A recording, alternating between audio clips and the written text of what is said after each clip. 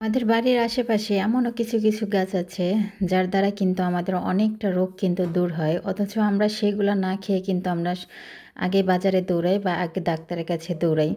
এরকম অনেক কিছু আছে যেমন এই যে এই কচুটা এটা অনেকেই কিন্তু অনেক নামে ডাকে এই কচুটাকে। কেউ খারকন কচু বলে, কেউ ঘাট কচু বলে।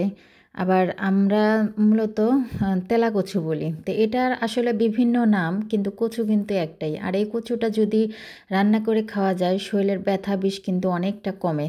তো শরীরের ব্যথা বিষের জন্য কিন্তু এই কচুটা অনেকটা উপকারী। তো আমরা কিন্তু ইদানিং অনেক মানুষেরই দেখা যায় যে শরীরে কিন্তু ব্যথা বিষটা থাকে। প্রায় মানুষের মধ্যে কিন্তু এই জিনিসটা আছে। তো আমরা অনেকটা ওষুধ খাওয়ার পরেও কিন্তু কমে না। কিন্তু আমাদের বাড়ির আশেপাশে এমনও জিনিস আছে আমরা যদি জানি দেখা যায় ওই জিনিসগুলা যদি সঠিকভাবে ব্যবহার করি তাহলে দেখা যায় কিন্তু কাজ করে ভালো। তো এর জন্য আমি চলে গেলাম আজকে কচু একটা রান্না করব। তো কচু এই সময় কিন্তু বাড়ির আশেপাশে অনেক এই কচু হয়ে থাকে। কারণ বর্ষার সিজন কিন্তু অনেক কচু হয়। তো কচুটা আমি ভালো করে ধুয়ে একটু লবণ দিয়ে একটু পানি দিয়ে কিন্তু সিদ্ধ দিতে দিয়েছি। তার পরবর্তীতে আমি এই সাইডে মশলা বাটছি। তো মশলার মধ্যে আমি একটু পেঁয়াজ, অল্প একটু রসুন এবং কাঁচামরিচ দিয়ে দিচ্ছি অল্প একটু। তো এগুলা বেটে রেখে ওদিকে কিন্তু আমার কচুটা সিদ্ধ হয়ে গেছে। আর কচুটা কিন্তু ভালো করে সিদ্ধ করে নিতে হবে।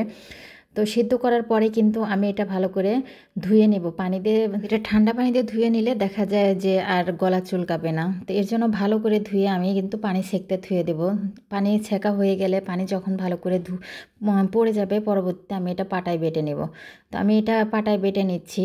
তো বাটার সময় কিন্তু একটু ভালো করে মিহি করে বাটতে হবে। তো যত মিহি হয় ততই কিন্তু যে কোনো জিনিসই মশলাও যদি বাটতে যাই একটু মিহি হলে কিন্তু ভালো হয়। তো কচুটাও একটু ভালো করে মিহি করে বেটে নেবেন। তো আমার বাটা হয়ে গেলে এটা বসিয়ে দিব। তো বললাম যে এরকম আমাদের অনেক কিছু দেখা যায় আমরা যদি সঠিকভাবে ব্যবহার করতে পারি দেখা যায় আমাদের অনেক রোগ দেখা যায় আশেপাশের জিনিস দিয়েই কিন্তু কমে। আমরা কিন্তু দৌড়া ডাক্তারের কাছে যাই। তো যাই হোক আমার কিন্তু বাটা হয়ে গেছে। তো এদিকে চলে আসলাম মশলাটা ভালো করে কষিয়ে নিব।